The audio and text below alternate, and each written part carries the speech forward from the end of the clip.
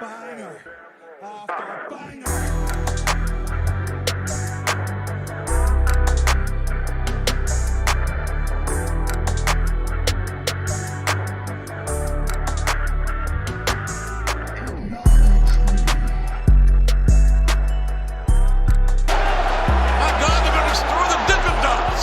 Ow, pep, cheerio, beans and toast, in it, bruv. Yo, alright, my bad. The reason I'm talking in this goofy, not so realistic English accent is because Money in the Bank's this weekend. Money in the Bank taking place in London, England, home of the Queen, the King, some castles, Austin Powers, James Bond, whatever. Anyway, WWE Money in the Bank is gonna be taking place in beautiful London, England. And you got 7 matches, seven pretty good matches on this card, man. Money in the Bank looks pretty decent. My name is Big Hero Chris. This is my predictions video. If you're new to the channel, go ahead and subscribe, give me a thumbs up, ring the notification bell, hit me up on Twitter, TikTok, hit me up in the community post. I'm not even gonna waste any more time. I'm not gonna do another accent, I promise you. Let's just get into these predictions video. Let's just get into these predictions, man. 7 matches. First match I want to talk about is for the Intercontinental Championship. It's Gunther, it's Matt Riddle. IC titles on the line. And I gotta say, man, listen, a lot of these matches seem pretty predictable. Mostly this one, because Gunther, he's the man. I don't see Matt Riddle taking the IC title off this man anytime soon. Matter of fact, I don't see anybody taking the Intercontinental title off Gunther anytime soon. Pretty sure he's gonna break the Honky Tonk Man's record. I don't know how long the Honky Tonk Man's record is, but I'm pretty sure Gunther's gonna break it, man. Just like I'm pretty sure he's gonna break Matt Riddle's chest, his ankle, his back, his face with those chops and bombs of power. Gunther's gonna win, still be your Intercontinental Champion. Next up, we have for the WWE Women's Unified Tag Team Championships. We have the team of Ronda Rousey and Shayna Baszler defending their titles against the returning Liv Morgan and Raquel Rodriguez. This past Friday on SmackDown, Liv Morgan made a return, and that kind of surprised me because Liv Morgan was injured and I didn't know how long she was supposed to be out. So it's good to see Liv Morgan back. It's good to see her team up with Raquel Rodriguez, getting their rematch, getting their shot at the tag team titles that they never lost. However, this is another title I don't see changing hands because there have been reports of saying that they want Ronda Rousey to wrestle on NXT a little bit or show up on NXT a little bit. And I'm pretty sure you can do that without her having the tag team titles, but it will make more sense because the women's tag team titles can be defended on Raw, SmackDown, and NXT. So it will make more sense for Ronda and Shayna to retain the WWE women's tag team titles. I'm not really too enthused about Ronda Rousey being in WWE right now. I mean, she's alright, but not really feeling it. And it sucks for Liv and it sucks for Raquel. Maybe they can go on and do something with Rhea Ripley, who hasn't really had any challengers outside of Natalya and Zelina Vega. So maybe that'll give Rhea Ripley something to do. Who knows? Alright, so next up we have probably one of the best matches on the card. Well, honestly, I'm not even capping. I'm not even engaging in hyperbole. I'm not even trying to be funny. This actually is a match I'm really looking forward to. And I'm talking about Cody Rhodes taking on Dominik Mysterio. Now, clearly Cody Rhodes is not in the Money in the Bank match, which means he won't get a shot at being Mr. Briefcase, which means he has to find another way to finish his story to get to Roman Reigns. Because I still feel like that's ultimately where Cody Rhodes is going to end up. He's going to end up challenging Roman Reigns and getting his rematch for the Undisputed Championship, but it won't be anytime soon. It won't be at SummerSlam. It won't be anytime soon. However, on the way to getting that, we have him wrestling Dominik Mysterio at Money in the Bank in London. And I understand why a lot of people are kind of down on this match. I understand why a lot of people aren't really feeling this match. Me personally, it's entertainment because Dominik is probably one of the most entertaining things in WWE right now. I really didn't imagine myself saying this like 3 years ago, but it's true. To me, Dominik Mysterio is one of the most entertaining things in WWE right now. He gets one of the loudest reactions, where there's him being booed out the building, and then you have him taking on Cody, who's one of the hottest faces in WWE right now. So, yeah. However, I don't see Cody winning this match. Okay, so basically what I see happening is during the match, you have Cody beating the holy hell out of Dominik, and then out of nowhere, Brock Lesnar shows up. He doesn't beat up Cody yet.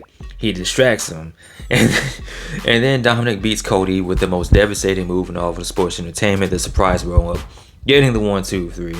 So you can have Dominik say that he beat Cody Rhodes, and that can be more ammunition for his heat. And then after the match, you can have Brock Lesnar and Cody fight, or Cody just get beat up by Brock Lesnar. However you want to have it, but eventually it's going to set up the third match between Cody and Brock at SummerSlam. So that's what I see happening. So next up, I want to talk about the World Heavyweight Championship match between Finn Balor and Seth Rollins.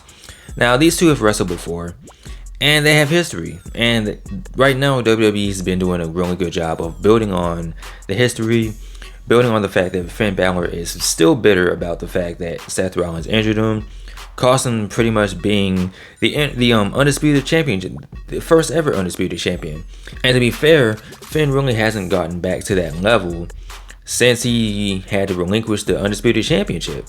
So honestly, I wouldn't be mad if Finn did end up winning. I see Seth Rollins retaining, but I still would not be mad if Finn won. Like, if Finn won, beat Seth Rollins, became vindicated, and then maybe they can have a rematch down the line, maybe like on an episode of Raw or maybe SummerSlam. I don't know. But I don't know. I see Seth Rollins retaining and still being the World Heavyweight Champion, but this will be a really good match. Speaking of championships, we have the Money in the Bank ladder matches, both for the men and the women. First off, we're going to get to the women. We have Zelina Vega, Becky Lynch, Zoey Stark, Bayley, Io Sky, and Trish Stratus competing for the Money in the Bank contract. There's actually a couple of ways this could honestly go. Now, the easy answer would be to say Becky Lynch wins, but I don't think she's going to win. Another easy route to go would say, okay, let's have Bayley win, but I don't think that's going to be the way they're going to go. The way I think that they should go, will they do this or not, I don't know. But the way that I think that this match should go, Io Sky should win and be Miss Briefcase, right? Because they've been teasing this breakup with Damage Control for the longest time, mainly between Io Sky and Bayley. So what better way to do this than to have Io win? And you know, Bayley's a little jealous. She's a little peanut butter and jelly. There might even be times where Io goes to cash in the Money in the Bank briefcase and Bayley kind of costs her the match, or you know, does something that stops it from happening or something like that. You can have an interesting dynamic between them two, and it continues the whole breakup between Io Sky and Bayley.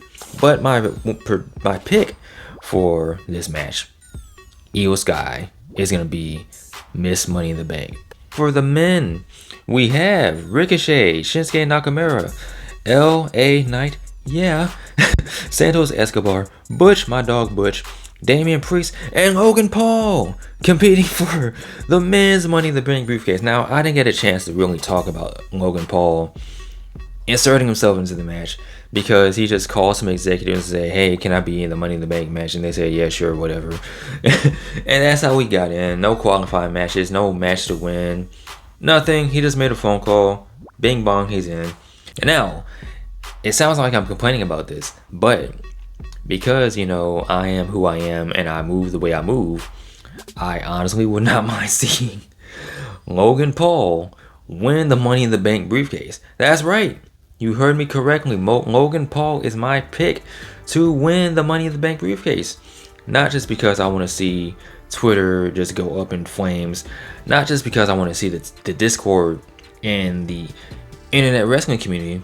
I feel like it kind of would make sense. You have Logan Paul on his podcast with the briefcase.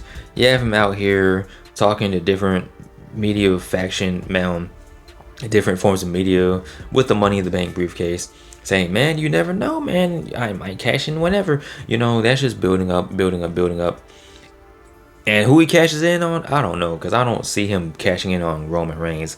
So that leaves Seth Rollins. So that could build up to a match between the rematch between Seth Rollins and Logan Paul at SummerSlam, you know. Maybe, I don't know. But yeah, Logan Paul is my prediction. Logan Paul is my pick to win the Money in the Bank briefcase.